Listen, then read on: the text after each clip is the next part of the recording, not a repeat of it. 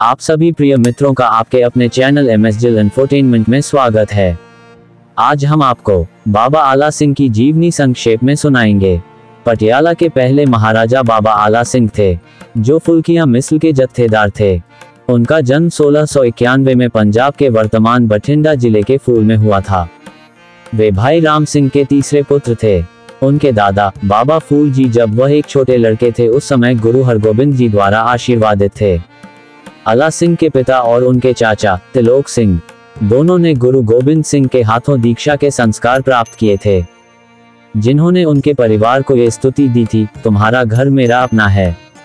आला सिंह की शादी कम उम्र में फतेह कौर से हुई थी, जिन्हें माई फत्तो के नाम से जाना जाता था, जो खान के चौधरी काला की बेटी थी, जो अब पंजाब के संगरूर जिले में काले के गांव के जमींदार थे। और उनके 3 बेटे थे, भूमिया सिंह, सरदूल सिंह और लाल सिंह, जिनकी मृत्यु उनके जीवन काल में ही हो गई थी, और एक बेटी बीबी प्रधान। आला सिंह का विजय अभियान 1716 में बंदा सिंह बहादुर की फांसी के तुरंत बाद शुरू हुआ, जब मध्य पंजाब पूरी तरह से अस्त व्यस्त था। आला सिंह बठिंडा से लगभग 40 किलोमीटर दूर फूल में रह रहे थे। उन्होंने अपने इर्द गिर्द तेज तर्रार और साहसी युवकों का एक समूह इकट्ठा किया। 1722 में उन्होंने बरनाला में अपना मुख्यालय स्थापित किया, जो 32 किलोमीटर दूर पूर्व में था, और उनके क्षेत्र में 30 से अधिक गांव शामिल थे। बरनाला में आला सिंह ने 1731 में रायकोट के राय कल्हा को हराया, जो एक प्रभावशाली सरदार थे और उनके पास एक बड़ी सेना थी। दल खालसा के घुमंतु गिरोहों की मदद से उन्होंने भट्टियों के कई गांवों को लूटा और अपने कब्जे में ले लिया। उन्होंने छाजली, दिरबा, लोंगोवाल और शेरोन जैसे कई नए गांव भी बसाए। कुछ समय के लिए आला सिंह 1745-48 तक सरहिंद के मुगल गवर्नर अली मोहम्मद खान रोहिल्ला की हिरासत में रहे और उन्हें तभी रिहा किया गया जब फरवरी 1748 में अफगान हमलावर अहमद शाह दुर्रानी के आगमन पर रोहिल्ला अपनी राजधानी छोड़कर भाग गए। 11 मार्च 1748 को सरहिंद से 15 किलोमीटर उत्तर पश्चिम में मनुपुर के पास मुगलों और अहमद शाह दुर्रानी के बीच लड़े गए युद्ध में आला सिंह ने मुगलों का साथ दिया। उन्होंने दुर्रानी की आपूर्ति बंद कर दी और उनके ऊंटों और घोड़ों को जब्त कर लिया। 1749 में आला सिंह ने राजपूत सरदार फरीद खान को हराया और खदेड़ दिया, जिसने सरहिंद के शाही गवर्नर की मदद मांगी थी और उसके द्वारा भवानीगढ़ में एक किले के निर्माण को रोक दिया था। 3 साल बाद आला सिंह ने सनौर जिले पर कब्जा कर लिया। इनमें से एक, जहां उन्होंने 1763 में एक किला बनवाया था और जो तब से उनकी स्थायी सीट थी, पटियाला के नाम से प्रसिद्ध हुई। 1760 के अंत में आला सिंह के पास कई शहरों सहित 726 गांव थे।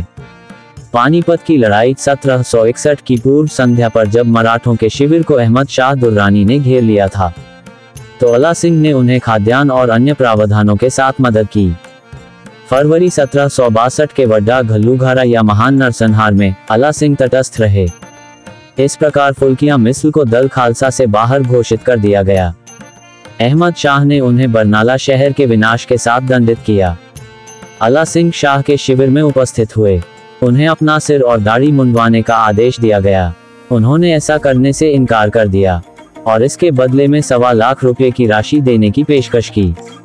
शाह ने पैसे स्वीकार कर लिए, लेकिन उन्हें लाहौर ले जाया गया, जहां उन्होंने 5 लाख रुपए और देकर अपनी आज़ादी हासिल की। आला सिंह ने 1732 में दल खालसा के नेता कपूर सिंह के हाथों पाहुल पर कब्जा किया। वे 1764 में सरहिंद पर हमले में जस्सा सिंह अहलूवालिया के सहयोगी थे। बाद में उन्होंने भाई बुद्ध सिंह से ये शहर खरीदा, जिन्हें खालसा ने इसे सौंपा था। 29 मार्च 1761 को अहमद शाह दुर्रानी ने पहले ही एक लिखित आदेश द्वारा आला सिंह की संप्रभुता को उनके द्वारा नियंत्रित क्षेत्रों पर मान्यता दे दी थी। भारत पर अपने 7वें आक्रमण के समय उन्होंने उन्हें सरहिंद की सरकार 1765 में पुष्टि की और उन्हें राजा की उपाधि दी। साथ ही सम्मान के वस्त्र और राजसी प्रतीक के रूप में एक ड्रम और एक बैनर भी दिया। आला सिंह की मृत्यु 7 अगस्त 1765 को पटियाला में हुई और उनका अंतिम संस्कार किले में किया गया, जो अब शहर के अंदर है। आला सिंह हालांकि एक सच्चे खालसा नेता नहीं थे, लेकिन प्रभावशाली थे। उन्होंने खालसा से ज्यादा अपने राज्य के लिए काम किया। फिर भी वह एक सिख थे और उनके इन्हीं गुणों के कारण आसपास के गांवों के सिखों ने उनका समर्थन किया। अपना कीमती समय निकाल के हमें सुनने के लिए सभी दर्शकों का हार्दिक धन्यवाद। और भी सिख इतिहास कहानियां और घटनाएं जानने के लिए बने रहे हमारे साथ। वाहेगुरु जी दा खालसा, श्री वाहेगुरु जी दी फतेह।